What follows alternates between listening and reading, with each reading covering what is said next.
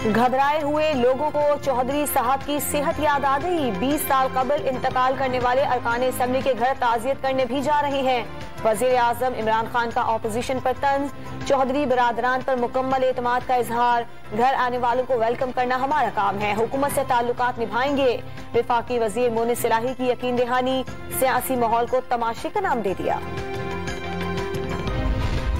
मोनिस इलाही के बयान से शहबाज शरीफ की घबराहट बढ़ गई। वजीर मुमलिकत फरूख हबीब के वार, 18 फरवरी को रमजान शुगर मिल्स केस में फर्द जुर्म आयद करने का फैसला याद दिला दिया।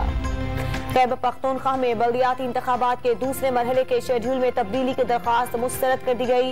इलेक्शन कमीशन को तमाम फरीकैन को सुनकर मुनासिब हुक्म जारी करने की हिदायत।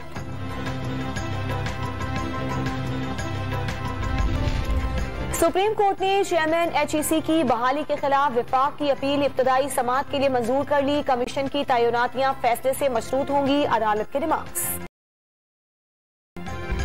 और मीरपुर आजाद कश्मीर में कोरोना के बायस 2 हफ्तों से बंद तमाम तालीमी इदारे खोल दिए गए। SOPs पर अमल दरामद।